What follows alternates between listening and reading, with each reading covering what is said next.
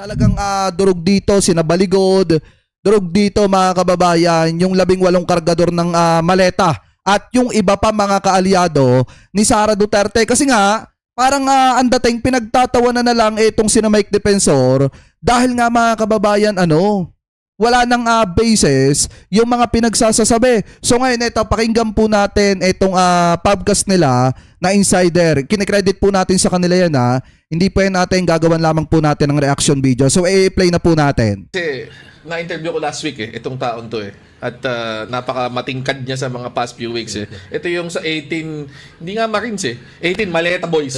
At yung kanilang abogado si Attorney Baligon.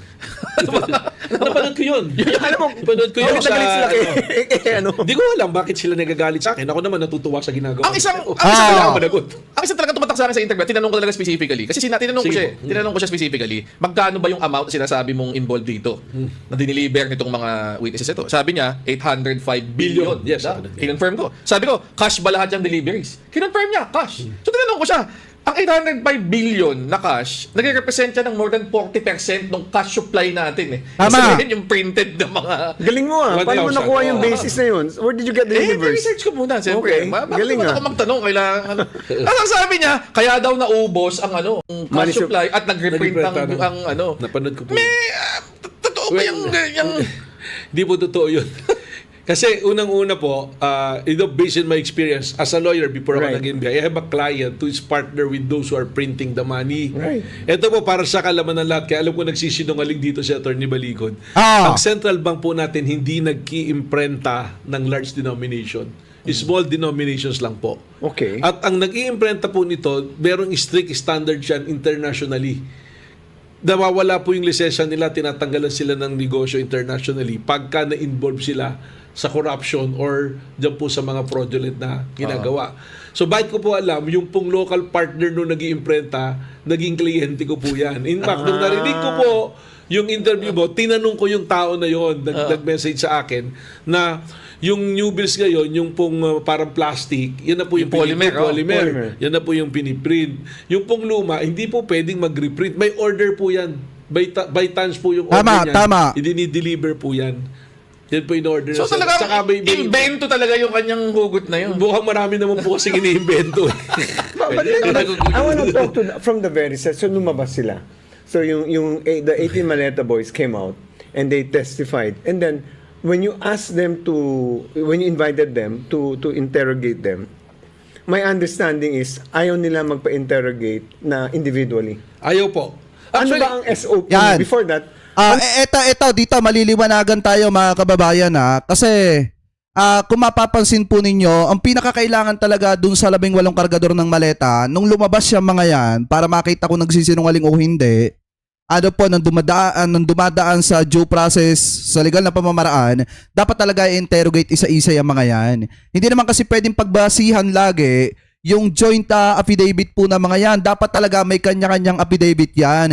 Ang problema, ayaw nga nung 18 kargador ng maleta na magsari-sarili ng affidavit mga kababayan. Dahil nga, pag nagsari-sarili sila, mahuhuli talaga yung kasinungalingan po nila. So ngayon, ito yung katotohanan dyan. Pakinggan po natin. Ano ba ang standard procedure when you're asking people to interview? Pag nagpadala po kami ng subpoena, hindi nangangahulugan na kayo ay akusado na. Or kayo ay may kasalanan. We are on the fact-finding pa lang po. Tama. So, nung pinadala po namin yun, may mga inaakusahan silang tao kung sino. Di ba po, may mga binabangit silang tao.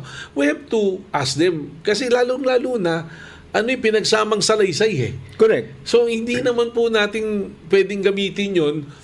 Unang-una, pag dinala natin sa korte na yun yung ebidensya, yung 18, hindi naman sabay-sabay na uupo sa witness stand. Tama. Isa lang po yung upuan ng witness stand. At hindi naman pwedeng yung ginagawa nila, yung kwento nila, si Atty. Baligon ang nagpapaliwanag. Dahil siya ay abogado, hindi naman siya witness. Yun. Tsaka take note mga kababayan, kung matatandaan nyo, di ba yung bogus na Blue Ribbon hearing ni na Marcoleta, ni na Alan Peter Cayetano, di ba dapat yung mga resource person, sila po yung nakapront at sila po yung nagsasalita, yung mga abogado nila, dapat nasa likuran lang.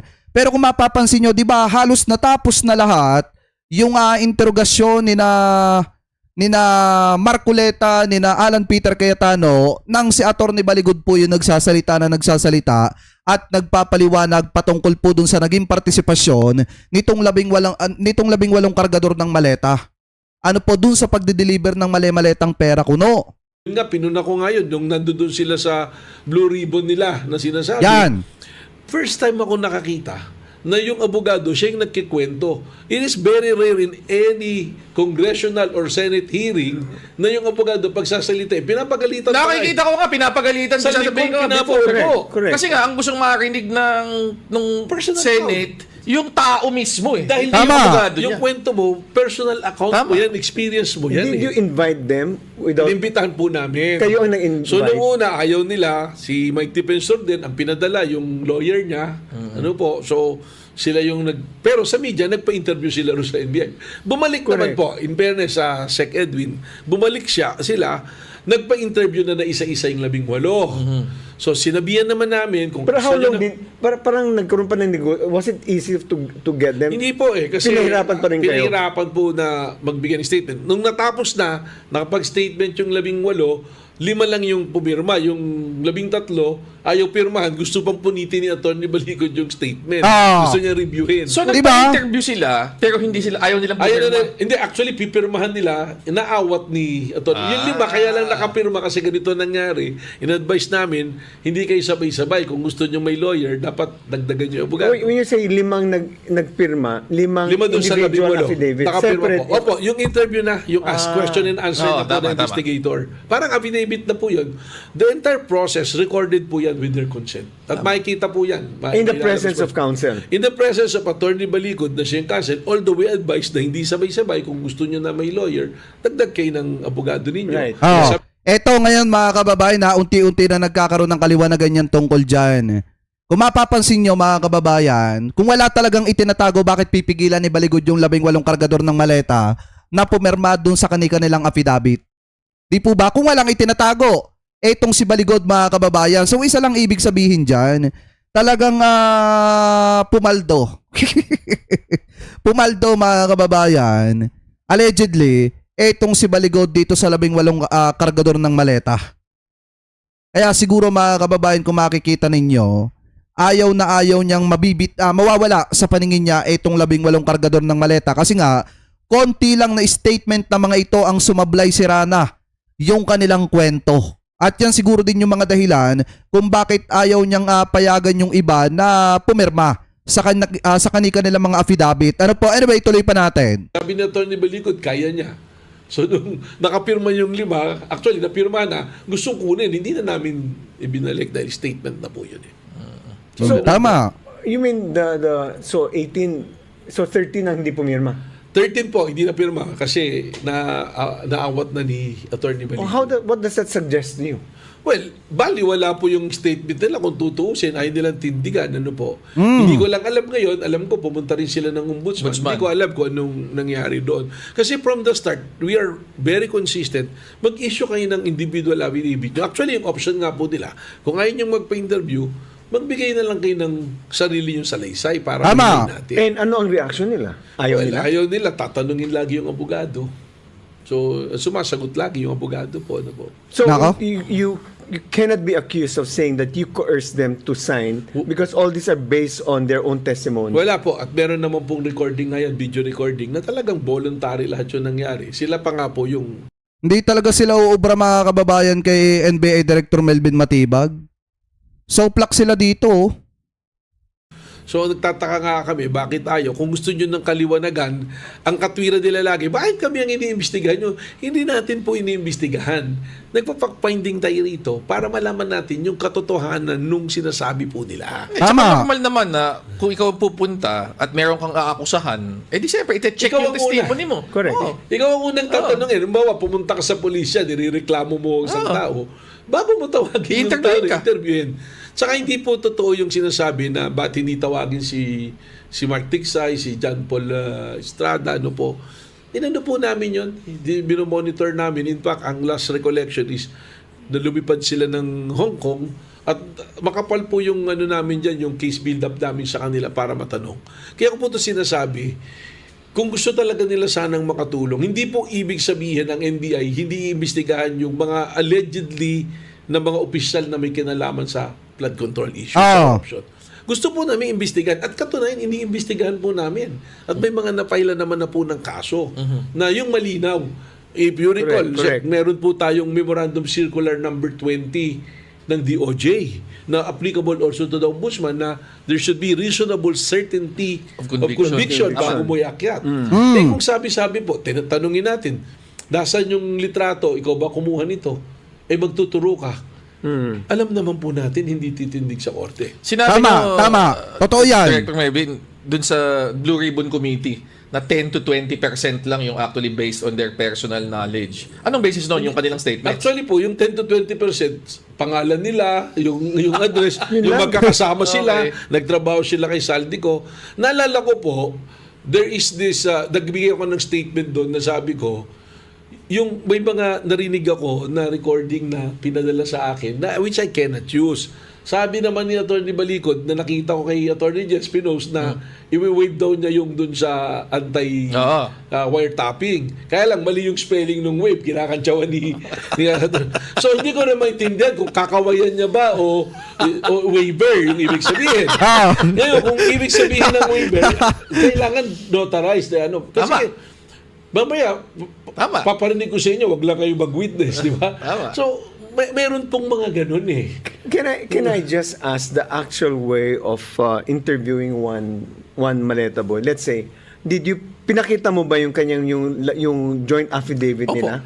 And then you ask him to say his personal Opo, knowledge. kinupo po doon. Ano ang participation mo rito? Correct. Sinabi mo rito, ikaw ang nakakita sa ganitong tao.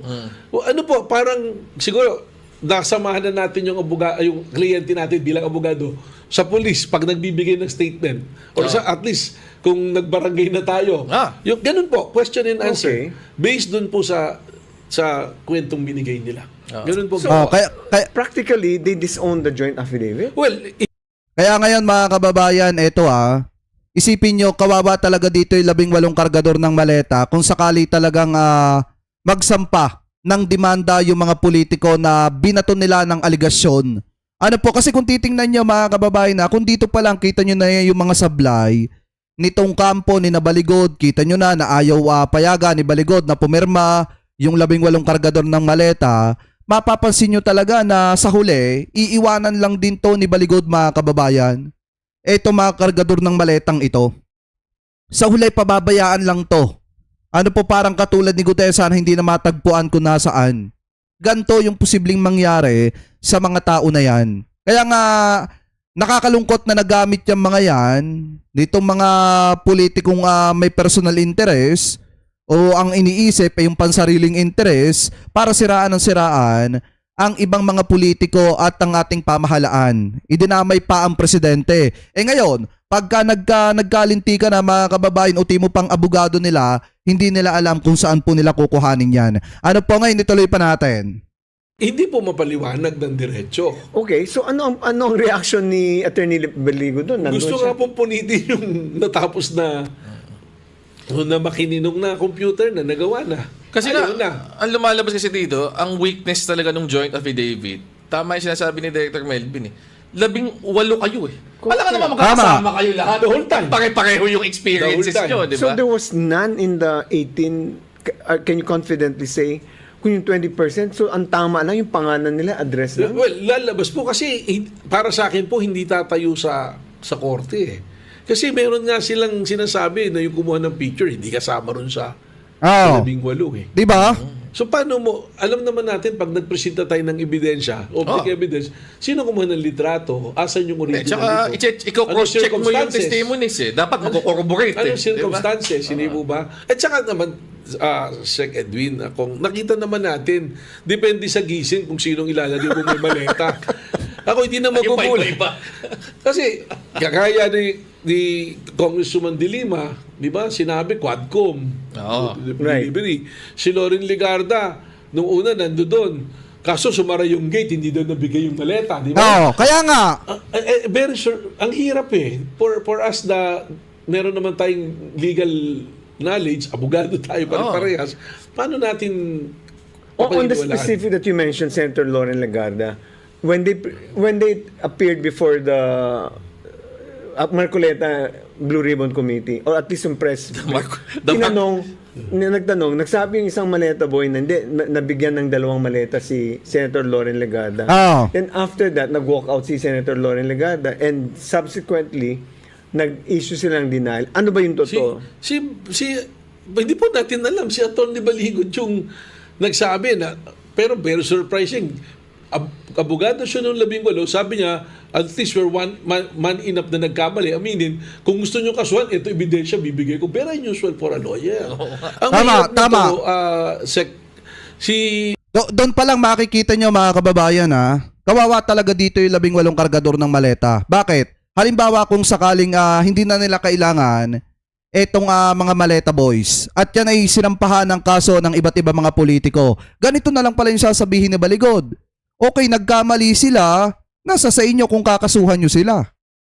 'Di ba? Hindi namin kayo pipigilan kung kakasuhan nyo sila. Parang katulad nung ginawa niya kay nung nagkamali yung 2 daw dahil sa pagkakadawit kay Mike Defensor, kay Lauren Legarda. Ano yung sinabi ni Baligod? Nasa sa kanya kung gusto niyang magkaso o kung gusto niyang kasuhan etong ex-marine mga kababayan, ito daw 2 na nagdawit sa kanya.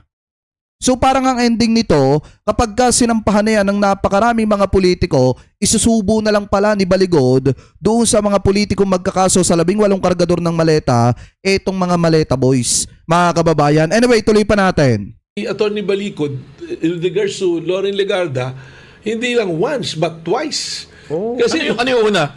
doon sa PDAP. Tinanggal niya doon sa Tama. kay Napoles. Baligo doon? Siya yung abogado Siya abogado doon. Sinabihan siya ni Miriam. Ayun yung away nila. Oo nga pala.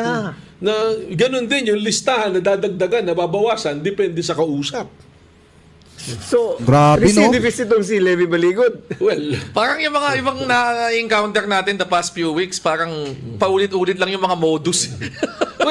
ako naman, gagalit sila sa akin, sabi nyo nga, Sek. Ang dami ko pong payag, ang dami kong nag-interview na sa akin. Balikan nyo po lahat, hindi naman nagbabago yung storya ko eh. Wala nang nagbabago eh. Isa lahat ng nangyari, pati yung barilan dyan sa Senado na yan. From the start, totoo yung sinasabi po natin. Dito sa mga Marines, anong involvement ni Mike Defensor dito? Siya po yung... Ganito Unang-una, po ba't siya nandun in the first place? Ganito po dun sa yan. investigation? Speaking of yung Mike Defensor, makinig ka! Ikaw na naman ang bida dito. sa kung ba't sila pinatawag.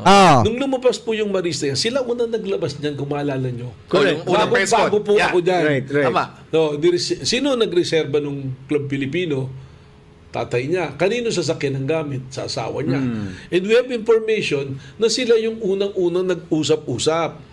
October pa lang, ang report po sa atin dyan, itong 18 Maris, naghahanap ng sisulungan dahil nawala ng trabaho eh.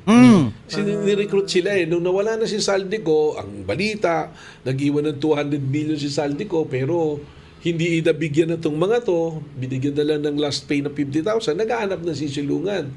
At alam ko kung sino yung mga binabanggit nila doon, yun yung mga unang nakausap. Nung nangyari yun, may isang sumalo, dinala kay Mike Defensor, si Mike Defensor, at kinuha si Atty. Baligod. From November hanggang February na lumabas sila, nasa White Plains sila, in-house sila. Grabe, no? Kailan Baligod po? Doon po niya, nandoon. I remember you were saying something like a champer to contract or something. Ikaw ba yung nagsabi nun? Magkakasama po talaga sila mula noon. So ano ibig sabihin nito? Kung November kausap mo na, kung spontaneous yung testimony, November labas mo na yan. Kainitan na ng investigasyon ng flood control issue na eh. Ba't hinintay mo yung February? Ano yung mga happenings noon? ICC. Kaya kasama din yung ICC. May maleta rin sila. Bukas, hindi na ako magugulat dahil kanina, binabanggit na ni Mike Defensor, yung involved daw ako sa flood control. Meron na rin kayo. May maleta na rin siguro ako. No? Baka naman pwede lang pag yung kung ano yung maleta, yung medyo branded para pwede kong gamitin sa pag-travel. Magkaroon naman ako ng branded na maleta. So, ang hirap na pong paniwalaan. Tama. Yung kwento ng maleta. Kasi tama din yung sinasabi dito ng NBA Director Melvin Matibag. Kung November pa pala, nakakausap mo na, yung 18 nagpakilalang kargador ng maleta, dapat bandang December, inilabas mo na yung mga yan. Kasi noong mga panahon na yun talaga mga kababayan, kainitan po talaga ng investigasyon ng ICI dito po sa flood control at mga kickback, mga kababayan. But even if wala kaming exposure dyan, but based on how you've interviewed them, talagang hindi credible yung... Yun po yung lalabas kasi doon na lang po sa pabawi-bawi mo ng storya, Tama. medyo mahirap ng paniwalaan eh. Dagdag bawas nga. Dagdag bawas na. Yun na po yung nangyayari. Pagkakalaban ka, dagdag ka. Dagdag ka sa may maleta. Pagka hindi ka nakalaban, bawas ka. At nakita nating lahat yan. Actually, kitang-kita ng lahat yun. Nakita lahat. Nakita, baka sila na lang naniniwala na hindi ganun yun. Tama. Mga DDS. Echo chamber po. Kasi si Senator Marcoleta was insisting. In fact, the whole idea of would you know the reason why, if you know, why Senator Alan Cayetano considered already yung presidency? Sige, inyo na, ibigay mo na lang sa amin ng Blue Ribbon Committee.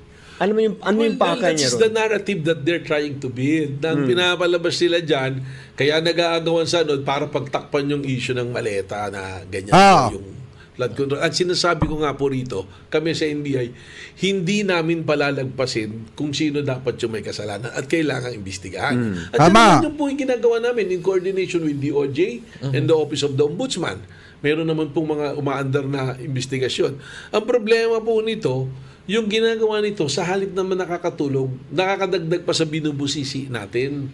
At dyan naman po, may records naman kung sino yung dapat kasuhan. Mga nakakasuhan na po. At meron pong, dumating na ako sa NBI, dyan na yung task force, tuloy-tuloy naman po.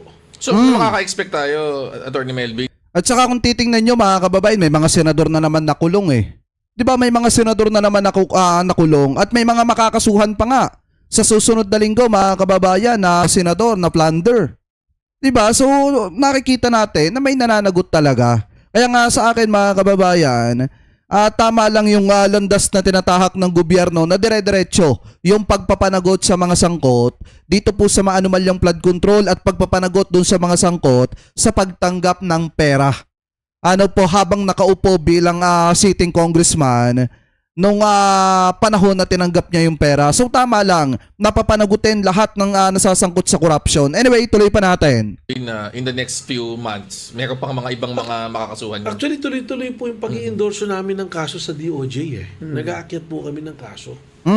Tuloy-tuloy po yan. Yung sa 5 pumirma ng affidavit, yung 5 maleta boys, I interviewed si Congressman Pepito Alvarez. Siya yung pumunta sa... Hindi sa galit si Senate. Lopez Bibito. Isa pa yun. Kung pirmado yun, pinirmahan yun, tas mismo siya ang nagsabi, I never received a maleta. In fact, he was asking, i-retract yung pangalan ko, otherwise, I will file a case against those people who signed the affidavit. So, pero even if they signed it, si Pepito tumindig na eh. Sabi niya, hindi, wala akong natanggap. Pero so, they signed it, mali pa rin yung ano nila. Mali pa rin po. Kaya hindi na maleta, malita na eh. Bagay kayo. May joke pala yun. Oo nga, no? Malita. So, Pero yun nga parang ilang buwan na yung pinipilit yung kwento na yan. Pero as we go on, parang padami yung butas. pahirap po na pahirap. May dadagdag silang personalities, parang 6 o 4. Pero wala namang bagong sinabi. Hindi wala pong... Knowing that these are all falsehoods, anong plano nyo, kakasuhan nyo ba itong 18? Meron na pong pinail na, meron po kaming mga pinail na recommendations with DOJ. At ako po, tinatapos ko rin. But eventually, kung ano po yung mga kaso dapat na i-file. Specific to Attorney Levy Baligod at saka si Mike Defensor, are you planning to file any cases against them also? Dito po, ang akin pong nagiging nakikitang direksyon nito, there's really an effort to destabilize eh. So tinitingnan po natin doon sa angulo na yun. Ayan. Diba mga kababayan? Kita nyo, sunog dito yung 18 kargador ng maleta, si Baligod at saka si Mike Defensor. Kasi kung titingnan nyo mga kababayan, talagang matagal na panahon na po nilang ipinipilit yung kwento na yan. Pero dahil nga hindi kinakagat ng taong bayan, at isa pa kung makikita nyo mga kababayan, talagang abistado na eh, na may itinatago talaga itong si Baligod. Dahil nung panahon pa pala mga kababayan, nabuhay itong si former Senator Miriam Defensor, nakaaway din po pala yan ni former Senator Miriam Defensor kasi nga dagdag bawas yung kwento niyan. Yang si Baligod, mga kababayan. Kaya nga hindi po pwedeng pagkatiwalaan yung mga statement na binibitawan po nila publicly. Anyway, shoutout po kay Ma'am Dolly Babes ha. Pakisabi po kay Tatay Marcos, kay Nanay Emma, mega love shoutout po sa kanila. At ngayon mga kababayan, ito, kung makikita nyo, mas nabigyan ng kaliwanagan nung napag-usapan ito dito mga kababayan sa insiders. Kasi nga, kitang-kita natin yung kasinungalingan talaga ng kampo ni Baligod. Pagkakaalyado, pag naging kaalyado na, tinatanggal sa listahan. Pero kapag hindi kaalyado at naging kaaway na, biglang nagkakaroon ng maleta. Kaya nga mahirap po talagang paniwalaan ito pong kwento ng kampo nito pong si Baligod. So kayo, mga kababayan, kung kayo po ang tatanungin, ano po ang masasabi nyo hinggil po sa usapin na yan? Comment below na lamang po kung ano po ang comment at opinion po ninyo hinggil po dyan mga kababayan. Eto mga kababayan, lagi naman po natin pinag-uusapan na hindi po mawawala sa ating usapin at ating talakayan yung mga nagagawang magaganda ng administrasyon ni PBBM. At ang isa sa pinakamaganda po na ginawa ng administrasyon ni PBBM noong mga nakaraang araw ay yung pagpapasinaya po mga kababayan ng isang arigasyon o dyan po mga kababayan sa Bohol na kung saan makakatulong po talaga ng malaki sa mga kababayang Pilipino po natin. So ito i-play po natin mga kababayan. Hindi masasayang ang inyong pagod at ang inyong sakripisyo. Kaya't ngayong araw, ating ipinagdiriwang ang pagpapasinaya ng Mabini Kayakay Small Reservoir Irrigation Project. Dito sa Irrigation. Bohol. Ito ay isa sa ating mga mahalagang hakbang upang tulungan ang mga magsasakang matagal nang umaasa lamang sa ulan upang magpalago ang kanilang mga pananim.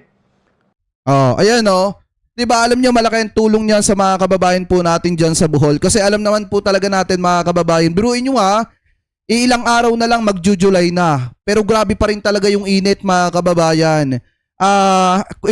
Kung ikukumpara po natin ng mga nagdaan na taon na kung saan pag dumarating yung June, grabe yung tag-ulan. Pero ngayon kahit malapit na yung July, sobrang tindi pa rin talaga mga kababayan ng tag-init. Napakatindi pa rin po talaga nung init ng panahon. At masasabi po natin na talagang kailangan ng mga kababayan po nating magsasaka yung mga ganitong klase ng proyekto ng ating pamahalaan. So malaking tulong po itong irigasyon na ito mga kababayan na binuksan ng ating pamahalaan dyan po sa Bohol. At ngayon, bukod pa po dyan mga kababayan, ang isa rin po sa talagang pinagkakaabalahan ng ating mahal na presidente yung pagsisigurado at pag-iinspeksyon ng ating mga instruktura mga kababayan na ipinapatayo ng ating pamahalaan. Katulad po nito mga kababayan, sabi po dito, PBBM for Rule of Law, June 2026, patuloy na isinasagawa ang rehabilitasyon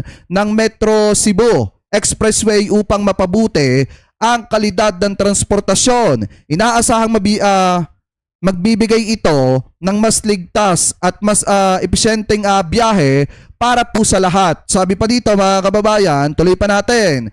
Personal na ininspeksyon ni Pangulong Ferdinand R. Marcos Jr. ang progreso ng expressway project sa Naga City, Cebu. Ipinapakita nito ang patuloy na pagtutok ng administrasyon sa mahalagang instruktura mga kababayan. Sabi pa dito, boosting local economy. Ang mas mabilis na biyahe ay makakatulong sa pagpapalakas ng kalakalan at paghahatid ng mga produkto sa Southern Cebu. Magbubukas din ito ng mas maraming oportunidad para po sa negosyo ng mga lokal na negosyo mga kababayan. Sabi pa dito, layunin ng rehabilitasyon na gawing mas ligtas at mas maaasahan ang pangunahing daanan sa Cebu. Makikinabang dito ang mga motorista, manggagawa at mga komunidad sa rehiyon mga kababayan. At kung mapapansin nyo po, talagang mismo ang presidente po natin ang bumababa sa field para po talagang siguraduhin na maayos po yung mga proyekto ng ating pamahalaan. Taliwas po kay Sara Duterte na hindi nyo mahagilap kung nasa saan na at kung ano na nga ba ang nagawa mga kababayan. Sabi pa dito, Bagong Pilipinas Works. Patuloy na isinusulong ng administrasyon ni Pangulong Ferdinand R. Marcos Jr. ang mga proyektong magpapabilis sa pag-unlad ng bansa. Bahagi ito ng layunin na makapaghatid ng modernong instruktura para sa bawat Pilipino. Kung mapapansin nyo po, yan po talaga ang layunin ng ating mahal na Pangulo ang mapanatiling matibay yung mga itinatayong instruktura dito po sa ating bansa, mga kababayan. Dahil nga, kung mapapansin nyo po, talagang natuto na tayo sa mga nangyari nung mga nagdaan taon, mga kababayan, na kung saan sala-sala po yung mga report na ibinabato kay PBBM. Yun pala, kinukurap na nung iba yung pera ng ating pamahalaan at kinikickback na yung pera na nakalaan dapat sa mga proyekto. So ngayon, wala na pong ganyan, mga kababayan, kasi personal na pong bumibisita ang ating mahal na presidente doon po sa mga proyektong ginagawa para masigurado na ligtas, matibay at maayos yung mga proyektong ginagawa dito po sa ating bansa. So kayo, mga kababayan, kung kayo po ang tatanungin, ano po ang comment at opinion po ninyo, hingil po dito sa mga topic na ito na tinalakay po natin. Comment below na lamang po